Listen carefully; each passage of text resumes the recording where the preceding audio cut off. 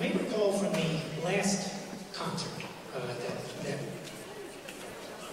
I don't need my laptop to go into suspend mode. Hello. Oh my goodness. Yeah, we're trying a new microphone system, different from the last concert. So, is that better? Yes. Okay. My name is Gene DeLisa. I write the program notes, and I will be your tour guide for yet another concert. Those of you who were at the last concert remember that I played excerpts of the pieces to try to explain how things actually worked. Even with a nice CD player and a very good performance on CD, you found out that it really had nothing to compare with hearing Don Juan in person. I mean, sitting in this room hearing a live orchestra play something like that was really spectacular. I drew a comparison between Brahms and Strauss and Don Juan. It was a political thing. There were two different political camps, the absolute music people and the program music people.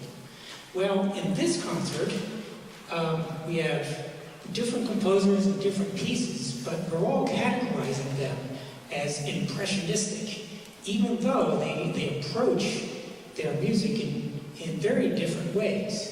It's like looking at either one of the political parties, and you know there's one that far to this side, far to that side, even within the same party. So, even though they're impressionists, they approach things in different ways. I think the two French composers we'll listen to today, Debussy and Ravel, have been categorized together in the same way that Mahler and Bruckner have been, as if they leapt from the same compositional pod and they're joined at the hip, even though their approaches are really quite different. In the little paragraph on Debussy, I was trying to draw some similarities between Ravel and Debussy. I listed some pieces with similar titles. I speak French with a southern New Jersey accent, so I won't even try to pronounce those. But you can see there's a similarity there. They both occasionally, well, some of the musical materials that they use is similar. For example, it's hard to find a Debussy piece that doesn't use an unusual scale, like a whole tone scale or a pentatonic scale. As a matter of fact, in La Mer, throughout, there is a mode that Debussy invented that I reproduced on the facing page within the La Mer. Now, I know everyone here doesn't read music, which is part of why I bother to bring my laptop and have the examples. The examples that I put for the musical examples, I will play those guys. So, I've tried to list the things that were in common with Ravel and Debussy. I guess the thing I left out was they were both French and they probably liked to drink wine and eat cheese. But above and beyond that, their approaches were really quite different. In La Mer, for example, there isn't this sort of straight-ahead, clear-cut program to La Mer. He did give subtitles for each one of the movements, for example, from dawn until noon over the sea. So that is sort of like an impression. I'm not sure if it actually portrays waves or whether it portrays a surfer or even penguins leaping through the air at different points. So that first example, let me play that first example from, all right, leave. Under Debussy, that very first thing at the top of the page, let me play that.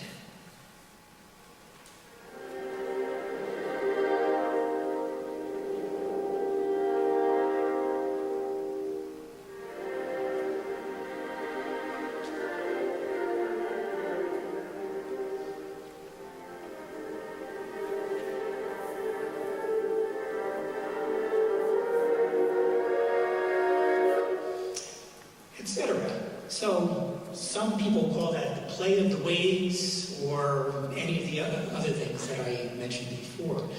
Actually, one of the wonderful things about music is it really isn't a language that conveys specific things all the time. If you heard something different being portrayed by that was just fine. Now, La Mer and La Valse, which is the first Debussy piece that the first Ravel piece that we'll hear, they both start fairly much the same. They grow out of nothingness and they start building on different things. In La Valse and in Bolero, Ravel actually had an idea that he was trying to portray, something very more specific than the vague ideas that Debussy had with La Mer. The premieres of La Valse and Bolero were both dance premieres.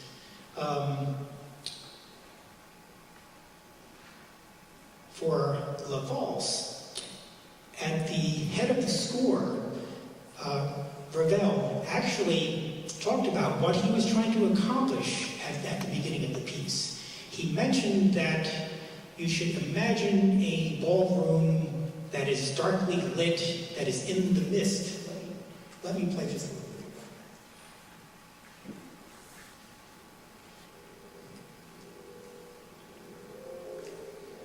So there's little snippets of a theme here and there. They're sort of emerging.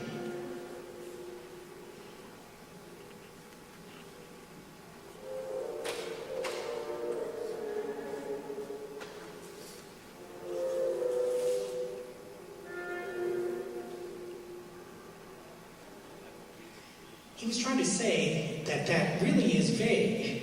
It's sort of like a dream, like you're catching little glimpses of dancers here and there.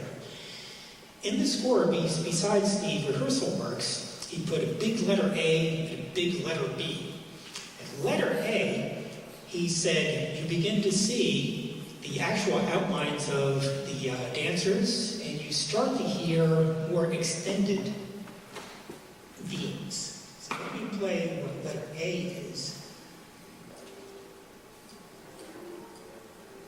It's more defined, but it's still very soft.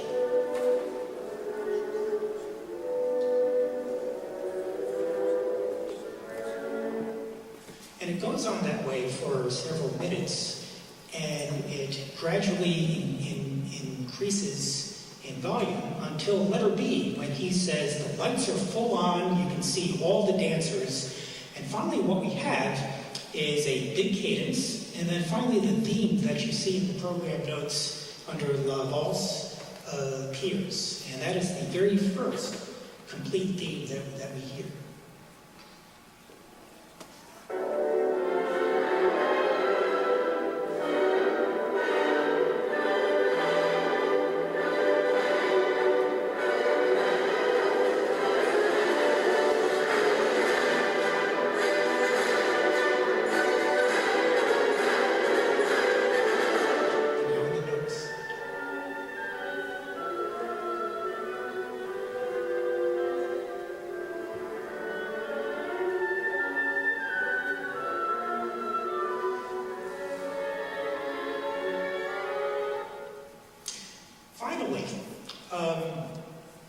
He develops those and introduces several more themes. Finally, at the end of that, he mentions that the dancers dance themselves into a dervish-like frenzy. So let me play a little bit of that, just about 10 seconds worth, of the dancers dancing themselves into a dervish-like frenzy.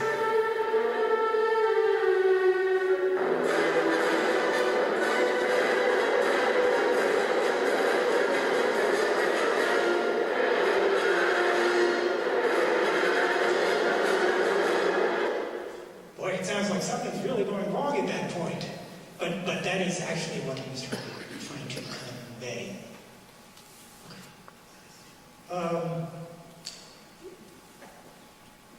Is there anyone here who hasn't heard Bolero? Okay. some people really love bolero, and then there's other people who really can't stand it. They say it's the same thing over and over again. But I'd like to point out a couple cool things about bolero. One thing is the snare drum player who starts plays throughout the entire piece, and it has to be exactly the same tempo throughout the entire piece. That is quite a feat, so give her a big hand when she's done, and maybe give her an ice pack. The orchestration in bolero is really interesting. The instrumentation also, there's some instruments there that we hardly ever hear. The oboe d'amore, my goodness, the oboe d'amore, after Bach, that sort of fell out of use. It was pretty famous in his cantatas in the St. Matthew Passion. The oboe d'amore is someplace between an oboe and an English horn. So let me point out the oboe d'amore.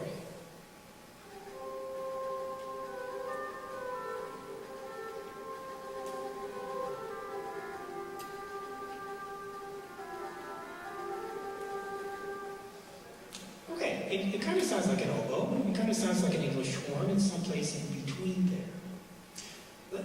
Let me play one more. It took me a long time to find this recording that actually had this instrument here. But let me play this and see if you can tell what the instrument is.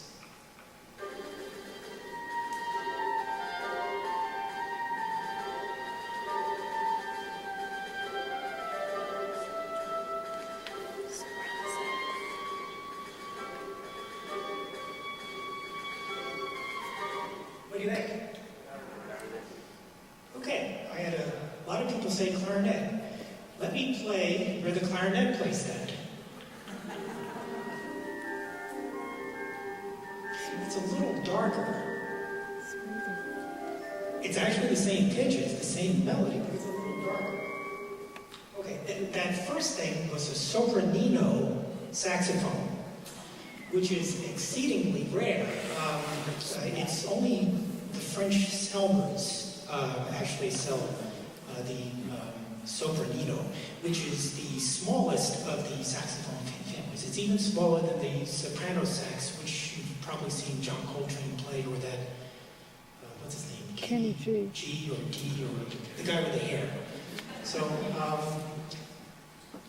yes, I mean, sopranino sax, he was very tuned into different timbres. He did that on purpose. The soprano sax, the alto sax could have played exactly the same notes, but the timbre would have been different. I keep looking at the clock here because we have a treat today. Also on the program, we will play a piece by American composer Alan Hovhaness. Now, unfortunately, I never met Ravel nor Debussy. I'm not really that old. But we have someone who actually knew Alan Hovhaness very well. So instead of me talking about things that I just read here and there, we'll have a guest speaker. Would you like to join us? So Marvin Rosen is a pianist who teaches at the Westminster Conservatory. He has an ASCAP award-winning radio program on WPRB, which is 103.3? Yes. And which, it's Thursday morning, Wednesday morning. Okay. And you've recorded many of his piano pieces. Yeah, I originally, well, when I recorded the music back in the early 90s, I actually visited Hovhaness in his home in Seattle and played on his piano. And it was a wonderful week. In fact, what really excited me about that was the fact that when my wife and I were there, they were actually doing with the Seattle Symphony the recording sessions for his Mount St. Helens Symphony. So I had the opportunity to sit at this session right next to the composer when they were going over all this stuff. And it was really, truthfully, memorable. Exciting. Very exciting. Very exciting. The Mount St. Helens Symphony, if any of you know, ends with this monster towards the end of this movement, which depicts the volcano and the eruption. It's kind of like an end of a 20th century 1812 overture in terms of the sound that it brings out. It's unbelievable. Unbelievable. And, but this actually, with my work with Hovhannes, actually began many, many years ago. Before that, I first got introduced to his music back when I was a kid, believe it or not, back on the days when WNYC had a program called the Masterwork Hours, some of you may remember. They played a work of his, Concerto No. 2 for violin and string orchestra. And when they were playing this piece, I was like a teenager, 15, 16 years old. I remember that I literally stopped what I was doing and I didn't just listen. I remember actually falling into tears. Music was so beautiful, so spiritual, and it was like nothing I'd ever heard before. And that led me going and studying a lot of his other music. I was a pianist, as Gene said, and still am. And I got many, many recordings of his music and got very much inspired by his music, which eventually led me to doing my doctoral dissertation on his music at Columbia, on some of his piano sonatas. And what happened was that when I was starting to do my research, I had a kind of a brainstorm.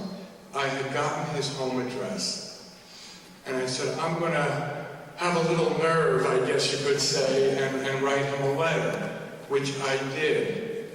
And one thing that was, asking him that it would be wonderfully exciting to have the opportunity to meet him and play his music for you, which I did. And so I wrote the letter. 10 days after I wrote this letter, I got a handwritten letter from him at my home.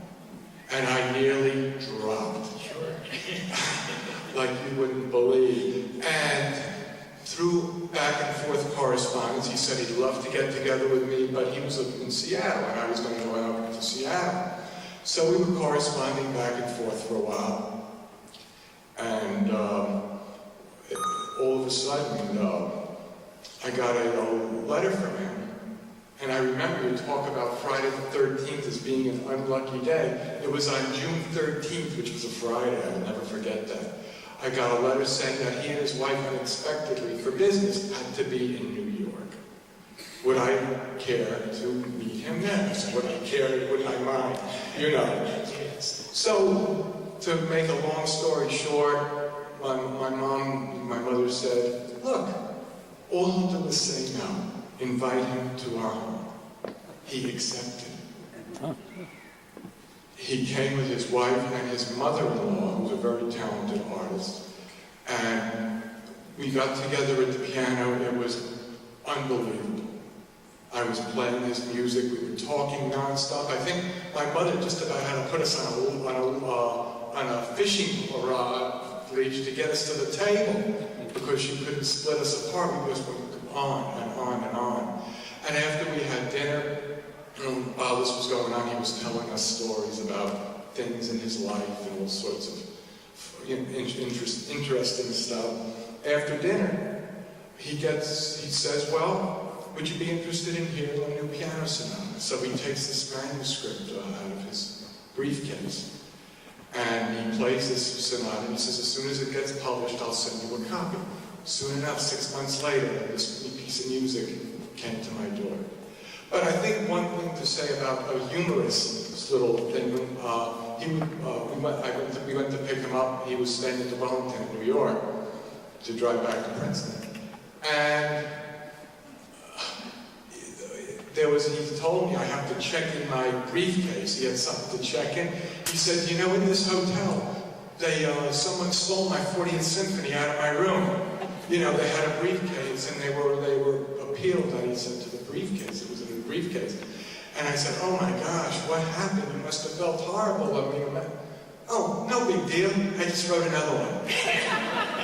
But he was very down to earth, very easygoing. And so when I did my doctoral research and did all that, he was always there to answer questions. I met him often when he was in New York, and I was in Seattle for the sessions and played and worked on his music with him.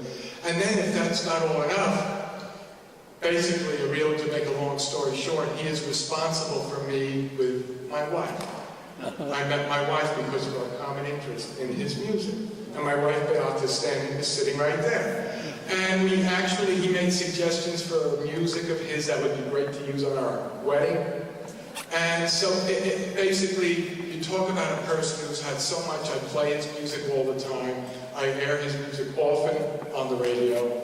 And I mean, we're hearing today The Mysterious Mountain, one of the great works of the 20th century. And I mean, to me, the first and third movement are very hymn-like and very spiritual in mood. The second movement is one of the most incredible fugues you'll ever hear. And it actually is a double fugue, a fugue with two subjects. The first one is developed in like slow-moving motet Renaissance style. And then the second subject is fast with a lot of running and scale passages. And then he combines the two at the end. And so, I mean, one other brief thing before I just conclude is that this is the Symphony Number 2. There are 66 other symphonies in addition to that, and they are works which really deserve to be heard. They're works by one of our real great American composers. Yeah. Thanks, Jim. Any questions? I thought so. That's anyway. Go. And we'll see you in January, I hope. We'll be playing Beethoven, Schubert, and Vaughan Williams.